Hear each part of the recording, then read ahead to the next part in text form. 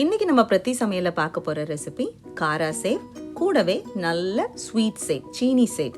இது ரெண்டும் நம்ம செய்ய போறோம். இது செய்யறதுக்கு நமக்கு பெரிய பொருட்கள் எல்லாம் கடையில போய் வாங்கணும் அப்படின்லாம் ஒன்றும் அவசியம் இல்லை. வீட்டில் இருக்க பொருட்களை வச்சு ரொம்ப சுவையான காரசேவ் நம்ம செய்யலாம். வாங்க இனி இது எப்படி செய்யலான்னு பார்க்கலாம். கூடவே ஒரு குட்டி கதை ஒன்று உங்களுக்கு சொல்லலான்னு இருக்கேன்.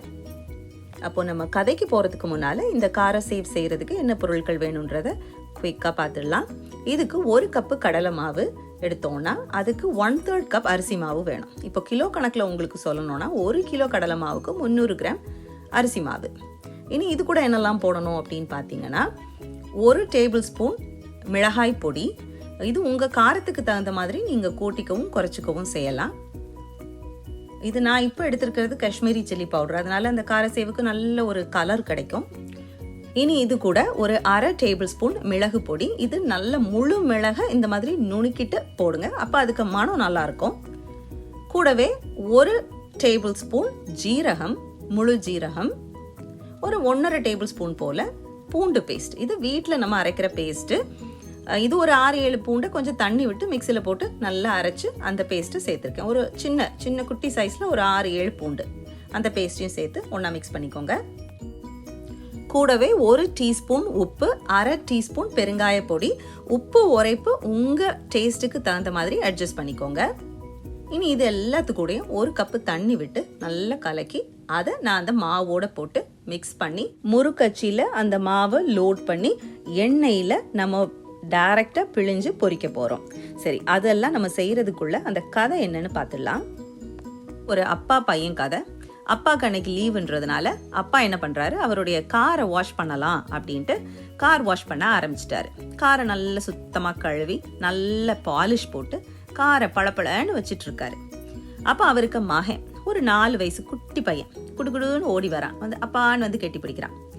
அப்பா சொல்கிறார், டே தள்ளி நில்லுமானே, அப்பா கார் வாஷ் பண்ணிட்டு உங்ககிட்ட வந்து விளையாடுறேன் அப்படிங்கிறாரு. பையனும் அதுக்கு சரின்னு சொல்லிட்டு அப்பா விட்டு விலகலை. அப்பா பக்கத்துலேயே நின்று கீழே இருக்க குச்சி கல்லெல்லாம் எடுத்து விளையாடி இது என்னப்பான்னு கேட்டு அப்பா கிட்ட பேசிக்கிட்டே இருக்கான். ஒரு கட்டத்தில் என்ன பண்ணுறான், கீழே இருக்க ஒரு கல்லை எடுத்து காரில் கடகடன்னு கிறுக்க ஆரம்பிச்சிடுறான். இதை அந்த அப்பா பார்த்துட்டாரு. பார்த்ததும் அவருக்கு மனுஷனுக்கு காட்டு கோபம். கீழே கிடந்த ஒரு பொருளை எடுத்து பட்டுன்னு பையன் கையில் சேவியான்னு அடிச்சிட்டாரு. அடிச்சது மனுஷன் குச்சோ கம்போ வச்சு அடிச்சிருந்தா பரவாயில்ல, அவர் கீழே கிடந்த ஸ்பேனர் எடுத்து அடிச்சிருக்காரு. அடிச்ச அடியில மகனுக்கு கை எலும்பு எல்லாம் சுக்கு நூறா உடஞ்சிருச்சு. பையன் வலியில அழுறான். அப்புறம் தான் அப்பாவுக்கு தெரியுது, ஐயோ பையன் கையை நம்ம ஸ்பேனரால அடிச்சு உடச்சிட்டோமேன்னு சொல்லிட்டு பையனை ஹாஸ்பிட்டலுக்கு தூக்கிட்டு ஓடுறாரு. சரி, அவர் அங்கே ஓடுறதுக்குள்ள நம்ம ரெசிபி என்னாச்சுன்னு பார்த்துடலாம். இப்போ நம்ம ரெடி பண்ணி வச்சிருந்தா அந்த மசாலா மிக்ஸ் எல்லாத்தையும் நம்ம அந்த மாவோட ஊற்றி நல்லா பிணைஞ்சாச்சு. கூடவே 2 டேபிள் ஸ்பூன் நெய் இல்லைன்னா எண்ணெய் விட்டுக்கோங்க. நெய் தான் வேணும்னு இல்லை, எண்ணெய் கூட நீங்கள் சேர்த்துக்கலாம். 2 டேபிள் ஸ்பூன் விட்டு இதை இந்த மாதிரி அந்த பக்குவத்துக்கு நீங்கள் பிணைஞ்சி லூஸாக இருக்கணும். ரொம்ப ஹார்டாக இருந்தாலும் நமக்கு புளியறதுக்கு கஷ்டமாக இருக்கும். ஏன்னா நம்ம டைரெக்டாக எண்ணெயில் தான் பிழிய போகிறோம். மீடியமான சூடில் இருக்கக்கூடிய எண்ணெயில் டைரெக்டாக நம்ம இதை பிழிஞ்சு பொரிச்சு எடுக்க போகிறோம். சரி, அதை நம்ம செய்கிறதுக்குள்ள இனி அந்த பையனுக்கு என்ன ஆச்சுன்னு பார்ப்போம். ஹாஸ்பிட்டலில் பையனுக்கு மல்டிபிள் ஃப்ராக்சர்ஸ்னு சொல்லி அவனுக்கு கையிலலாம் டாக்டர்ஸ் எல்லா கட்டெல்லாம் போட்டு அதுக்கான ட்ரீட்மெண்ட் நடந்துட்டுருக்கு. பையன் வலியில் அப்படியே இருக்கான். அப்பா போய் பையனை பார்க்குறாரு. அப்பாவை பார்த்தோன்னே இந்த பையன், அப்பா ரொம்ப வலிக்குதுப்பா, என் கை எப்பப்பா சரியாகும் அப்படின்னு கேட்குறான். இந்த வார்த்தையை கேட்டதும் அப்பாவுக்கு ஒன்றும் பேச முடியல. பயங்கரமாக ஹர்ட் ஆயிடுறாரு. வார்த்தையே இல்லாமல் அப்படியே மனுஷன் ரொம்ப ஆடி போயிடுறாரு. நேராக அந்த காருக்கு போகிறாரு. காருக்கு போய் அந்த காரை போய் நல்லா உதன்னு உதைக்கிறாரு. உதைச்சிட்டு அப்படியே அந்த காரில் அப்படியே கீழே அப்படியே தரையில் உட்கார்றாரு. அவர் செஞ்சதை நினச்சி அவர் ரொம்ப வருத்தப்பட்டு வெட்கப்பட்டு உட்காந்துருக்காரு. உட்காரும்போது மகன் கிறுக்கின இடத்த எட்டி பார்க்குறாரு.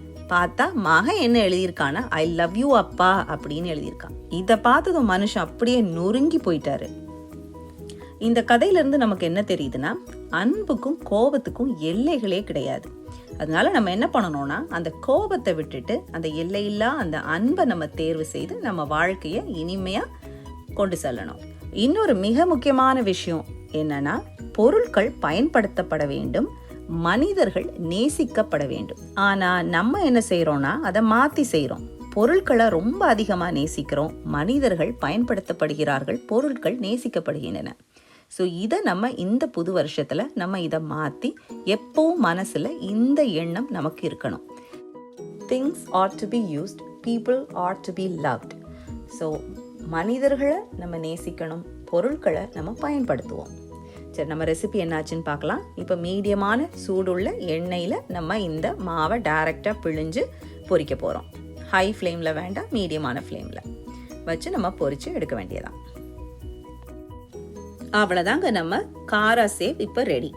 இனி இதை நீங்கள் கையால் கொஞ்சம் லைட்டாக நீளமாக இருக்கிறத இந்த மாதிரி உடச்சி யூஸ் பண்ணலாம். ஸோ நீங்கள் கதை கேட்குற இன்ட்ரெஸ்ட்டில் நீங்கள் இன்க்ரீடியன்ஸை மிஸ் பண்ணியிருந்தீங்கன்னா டிஸ்கிரிப்ஷன் பாக்ஸில் கரெக்டாக கொடுத்துருக்கேன். அதனுடைய மெஷர்மெண்ட்ஸ் எல்லாம் இருக்கும், அதை பார்த்து நீங்கள் தெரிஞ்சுக்கலாம். சரி, இனி இதனுடைய இந்த காரா சேவோடைய கம்பேனியன் ஸ்வீட் சேவ், இனிப்பு சேவ், அது எப்படி செய்கிறதுன்னு பார்க்கலாம். அதுவும் ரொம்ப ஈஸி. இதே மெஷர்மெண்ட்ஸ் தான். 1 கப்பு கடலை மாவுக்கு 1/3 கப் அரிசி மாவு. அதாவது 1 கிலோ கடலை மாவு எடுத்தீங்கன்னா அதுக்கு 300 கிராம் அரிசி மாவு. கார சேவ், இனிப்பு சேவ் 2 சேவுக்கும் அதே ரேஷியோ தான் கடலை மாவு, அரிசி மாவு. அப்போ எதில் வித்தியாசம் வரும்னா, நம்ம அந்த வத்தல், ஜீரகம், மிளகு இதெல்லாம் சேர்த்துக்க மாட்டோம். எக்ஸ்ட்ரா ஒரே ஒரு பொருள் தான் சேர்ப்போம். 1/4 டீஸ்பூன் உப்பு மட்டும் நம்ம சேர்க்க போகிறோம். அப்போ கடலை மாவு, அரிசி மாவு, உப்பு அந்த அளவுக்கு நமக்கு வேண்டாம். காரசேவுக்கு போட்ட உப்பு நமக்கு போட வேண்டாம். 1/4 டீஸ்பூன் உப்பு போட்டாலே போதும். நெய் அதே மாதிரி தான், 2 டேபிள் ஸ்பூன் நெய், இல்லைன்னா எண்ணெய், அது நீங்கள் விட்டுக்கலாம். ஸோ அதெல்லாம் சேம் தான். இனி இதை நம்ம கொஞ்சமாக தண்ணி விட்டு நம்ம இதை பெனைய போகிறோம். அது காரசேவுக்கு எந்த பக்குவத்தில் பெனைஞ்சோமோ அதே பக்குவத்துக்கு இதை நம்ம தண்ணி விட்டு பெனைய போகிறோம். இந்த மாதிரி ஒரு ஸ்பூனோ ஸ்பேச்சுலாவோ வச்சுக்கோங்க. இப்போ கையில் ஒட்டி ரொம்ப பிடிக்காது. காரசேவுக்குள்ள அதே மாவு பக்குவம் தான். கையில் எண்ணெய் தொட்டுட்டு நம்ம அந்த மாவை தொட்டோம்னா லூஸாகவும் இருக்கணும், மாவு லூஸாகவும் இருக்கணும். அதே மாதிரி இந்த மாதிரி கையில் ஒட்டாமலும் வரும்.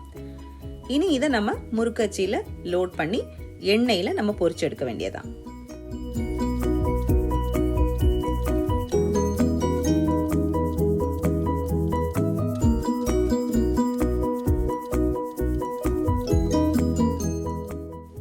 இந்த மாதிரி இளம் எல்லோ கலர் வந்ததும் நம்ம அதை எண்ணெயிலிருந்து எடுத்து தனியாக எடுத்து வச்சிடலாம்.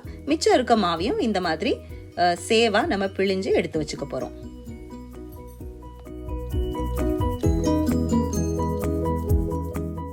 இப்போ நம்ம மிச்சம் இருக்க மாவையும் இந்த மாதிரி சேவா நம்ம பிழிஞ்சு தனியாக எடுத்து வச்சுட்டு, இனி இந்த சேவ் மேலே கோட் பண்ணுறதுக்கு பாகு, சீனி பாகு ரெடி பண்ணணும். இப்போ 2 கப்பு மாவு எடுத்ததுனால நான் 2 கப்பு சீனி எடுத்திருக்கேன். 2 கப்பு சீனிக்கு 1 கப்பு தண்ணி மட்டும் சேர்த்து அதை நம்ம நல்ல கம்பி பதம் வர வரைக்கும் நம்ம பாக காய்க்க போகிறோம். புதுசாக சமைக்கிறவங்களுக்கு 1 கம்பி பதம் 2 கம்பி பதம்லாம் கண்டுபிடிக்கிறதெல்லாம் கொஞ்சம் கஷ்டம். அப்போ அப்படிப்பட்டவங்க எப்படி பாகு ரெடி ஆயிடுச்சுன்னு தெரிஞ்சுக்கணுன்னா, அந்த பாத்திரத்தில் சைடில் லைட்டாக வெள்ளையாக படியும். அந்த பாகு சைடில் பாத்திரத்தோட விளிம்பில் ஒட்டி இருக்கும். அப்போ பாகு ரெடி ஆயிடுச்சு அப்படின்னு தெரியும். இப்போ அது பாகு ரெடி ஆனவுடனே அந்த கொதிச்சுட்டு இருக்க பாகுக்குள்ளே அதை ஆஃப் பண்ணிடணும். ஃப்ளேம் ஆஃப் பண்ணிவிட்டு நம்ம பொரிச்சு வச்ச அந்த சேவு எல்லாத்தையும் இது கூட போட்டு நல்லா மிக்ஸ் பண்ணணும். எல்லா சேவுலையும் அந்த பாகு ஒட்டி பிடிக்கிற மாதிரி நல்லா மிக்ஸ் பண்ணணும்.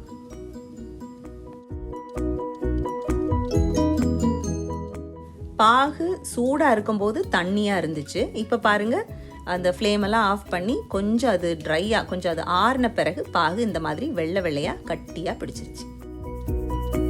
அவ்வளோதாங்க, நம்மளோட சீனி சேவ், இனிப்பு சேவ் ரெடி. இதை நம்ம இனி டேஸ்ட் பண்ணி பார்த்துடலாம். இந்த கார சேவ் நல்ல ஸ்பைஸியாக, நல்ல காரசாரமாக இருக்குது. இது ரொம்ப காரமாக இருக்கும்போது அந்த சீனி சேவில் ஒரு கடி கடிச்சிக்கும் போது ரொம்ப அருமையாக இருக்குது, நல்ல பேலன்ஸ்டாக இருக்குது. கண்டிப்பாக இந்த சிம்பிளான ரெசிபியை நீங்கள் ட்ரை பண்ணுங்கள். இது மாதிரி ஈஸியான ரெசிபிஸ் என்னுடைய சேனலில் நிறைய இருக்குது. டைம் இருந்துச்சுன்னா போய் பாருங்கள். இது மட்டும் இல்லாமல் உங்கள் எல்லாருக்கும் என்னுடைய இனிய புத்தாண்டு நல்வாழ்த்துக்கள். தற்சமயம் நீங்கள் எந்த விதமான பிரச்சனைகளை சந்திச்சுட்டு இருந்தாலும், பண கஷ்டம், மன கஷ்டம், உடல்நிலை சரியில்லாமல் எந்த பிரச்சனையாக இருந்தாலும் உங்களுக்கு இந்த வருஷத்தோடு இது எல்லாம் நீங்கி அடுத்த வருஷம் உங்களுக்கு ஒரு நல்ல ஒரு ப்ராஸ்பரஸ் வருஷமாக உங்களுக்கு அமைய என்னுடைய மனமார்ந்த வாழ்த்துக்கள். மீண்டும் உங்களை இன்னொரு வீடியோவில் சந்திக்கிறேன். உங்களுக்கு இந்த வீடியோ பிடிச்சிருந்தா யாராவது உங்கள் மனசுக்கு நெருங்கினவங்களுக்கு இந்த வீடியோவை ஃபார்வர்ட் பண்ணுங்கள். தேங்க்ஸ் ஃபார் வாட்சிங். பாய்.